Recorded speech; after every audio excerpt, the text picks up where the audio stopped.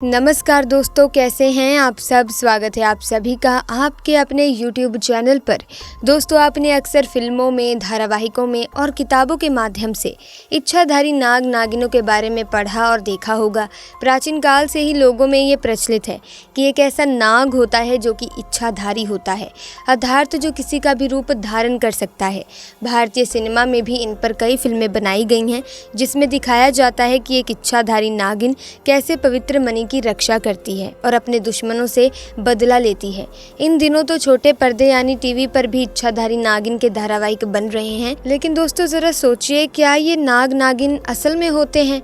दोस्तों, ऐसे में हम आपको एक ऐसी घटना से रूबरू करवाएंगे जो इस बात को सच साबित कर देगी कि हाँ, इच्छाधारी नाग नागिन असल में होते हैं।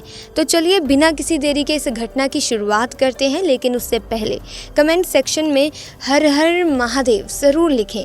दोस्तों, जिस घटना की मैं बात कर रही हूँ वो राजस्थान के अजेरी गांव में घटित हुई।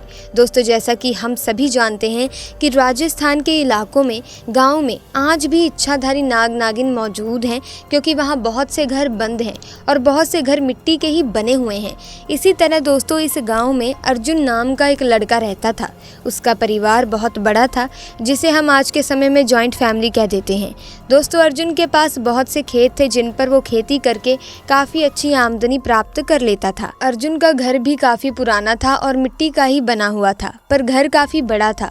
अर्जुन के परिवार वालों ने सोचा कि क्यों ना हम हमारे घर के कुछ हिस्से को तुड़वाकर उसे पक्का घर बनवाना शुरू कर देते हैं। दोस्तों, अर्जुन के परिवार वालों ने मिस्त्री को घर बुलाया और उसे सब कुछ बता दिया कि हम चाहते हैं कि घर के आधे हिस्से को नया बना लिया जाए। इस तरह से दोस्तों कुछ दिनों में घर में काम शुरू कर दिया गया। बहुत ही आराम से सभी अपना अपना काम करने में लगे हुए थे। तकरीबन 6 दिन गुजर चुके थे कि तभी मिस्त्री और उसके आदमियों ने जब पक्का फर्श डालने के लिए ज़मीन की थोड़ी सी खुदाई करी तो उन्हें लगा शायद नीचे कुछ है, तो उन्होंने थोड़ी और अंदर की तरफ खुदाई शुरू कर दी। तभी दोस्तों कुछ ऐसा निकला जिसने सबके होश उड़ा दिए। उसमें से दोस्तों एक घड़े जैसा कुछ निकला। घड़ा ज़्यादा बड़ा नहीं था, वो पूरी तरह से मिट्टी से ढका हुआ था। जो भी वहाँ पर काम कर रहे थे उन सब ने उस घड़े को बाहर निकाला, परंतु जब उसे खोलने की कोशिश की गई ये देखने के लिए कि उसमें क्या है, तो उसमें से एक विशालकाय सांप निकला, जिसे देखकर सभी डर गए। उसके बाद दोस्तों वहाँ मौजूद सभी लोगों ने सोचा कि हम किसी सपेरे को बुलाते हैं, वही इस नाग को यहाँ से भगा सकता है, नहीं तो सारा काम यहीं पर रुक जाएगा। वैसे भी इतने बड़े नाग से भला कौन नहीं डरेगा। सभी को अपने बच्चों की भी फिक्र थी। जब शाम को अर्जुन घर आया तो उसने इस घटना के बारे में सुना। वो भी हैरान हो गया कि ज़मीन के नीचे इतना बड़ा सांप था और हमें कभी पता ही नहीं लगा। दोस्तों, जिस सपेरे को बुलाना था इस नाग के लिए वो दूसरे गांव में रहता था, इसलिए शाम के समय कोई जाने को तैयार नहीं था। तो सभी परिवार वालों ने अगली सुबह सपेरे को बुलाने का निर्णय लिया। खैर दोस्तों, जैसे तैसे करके सभी रात को डरते डरते सो गए, पर अर्जुन के दिमाग में इस बात को लेकर बहुत सारे सवाल जवाब चल रहे थे। वो सोच रहा था कि एक सांप ही तो है, पर सभी लोग कुछ ज़्यादा ही डर रहे हैं।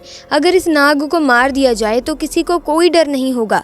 बस दोस्तों ऐसा सोचते सोचते उसकी आंख कब लग गई उसे पता ही नहीं चला। सुबह के 4 बज चुके थे। जैसे कि हम सभी जानते हैं कि गांव में लोग सुबह जल्दी उठ जाते हैं, तो किसी के बहुत तेज़ चीखने की आवाज़ आई तो शोर सुनकर अर्जुन की आंख खुल गई। जब अर्जुन बाहर देखने गया तो एक आदमी बहुत ही डरा सहमा सा खड़ा हुआ था।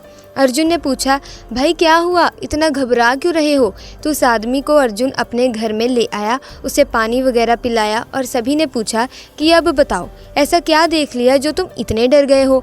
तो उस आदमी ने कहा, जब मैं सुबह उठा अपनी गाय का दूध निकालने गया तो मैंने देखा कि वहाँ पर एक बहुत विशाल नागिन थी और वो एकदम से इंसानी रूप में आ गई और वो इतनी सुंदर थी कि कोई भी अगर उसे देख ले तो खुद को संभाल नहीं सकता।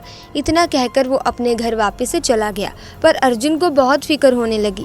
पर अर्जुन के परिवार वाले कह रहे थे कि इसका वहम होगा, ऐसा कैसे हो सकता है? तो दोस्तों सुबह का सूरज निकल आया और कुछ समय बाद वो सपेरा भी आ गया।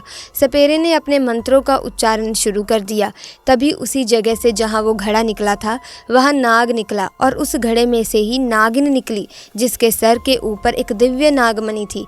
ये सारा मंजर देखकर वहाँ मौजूद सभी लोगों की आंखें फटी की फटी रह गईं। दोस्तों तकरीबन वो सपेरा आधे घंटे तक अपने मंत्रों का उच्चारण करता ही रहा और वो नाग नागिन धीरे धीरे दोबारा से उस मिट्टी के अंदर चले गए। इतने में सभी उस सपेरे की तरफ देखने लगे जैसे कुछ पूछना चाह रहे हों, पर उनके मुंह से एक भी शब्द नहीं निकल रहा था। कुछ देर चुप रहने के बाद उस सपेरे ने बताया कि ये नाग नागिन कोई साधारण नाग नागिन नहीं है, ये दोनों इच्छाधारी नाग नागिन हैं। ये पिछले बहुत समय से यहीं रह रहे हैं। तभी अर्जुन के पिताजी ने कहा, पर हमने हमारे घर को नया बनवाना है, आप इन्हें मारकर ख़त्म करो।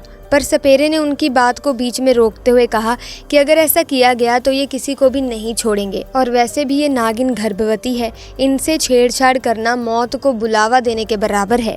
सपेरे की बात सुनकर सभी अपने अपने घर चले गए, परंतु अर्जुन वहाँ से अपने दोस्तों के पास दूसरे गाँव चला गया।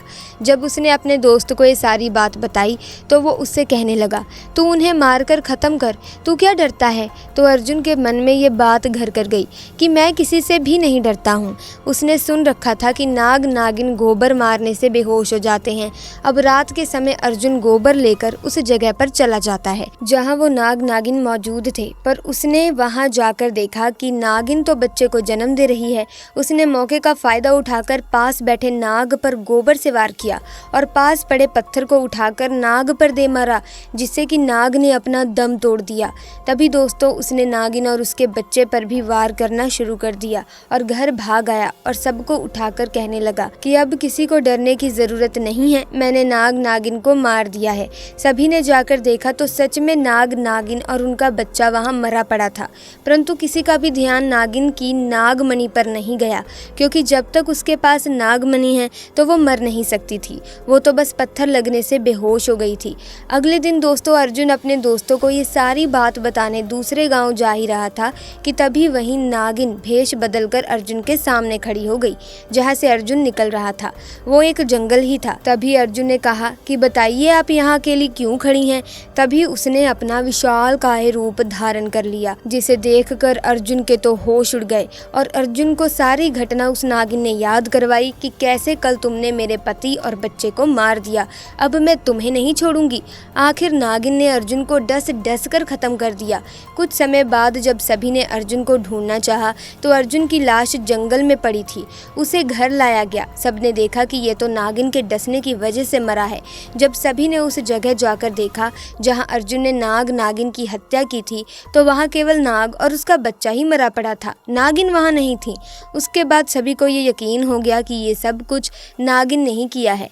तब से लेकर आज तक दोस्तों वो जगह बंद ही पड़ी है, वहाँ कोई भी इंसान डर के मारे जाता नहीं है। और अर्जुन का परिवार बताता है कि रात के समय वहाँ से नागिन के रोने की आवाज साफ साफ सुनाई देती है। तो दोस्तों हमें इस कहानी से ये सीख मिलती है कि हमें नाग नागिन से पंगा नहीं लेना चाहिए, वरना इनका गुस्सा बहुत ही भयानक होता है, जिससे ये किसी की भी जान ले सकते हैं।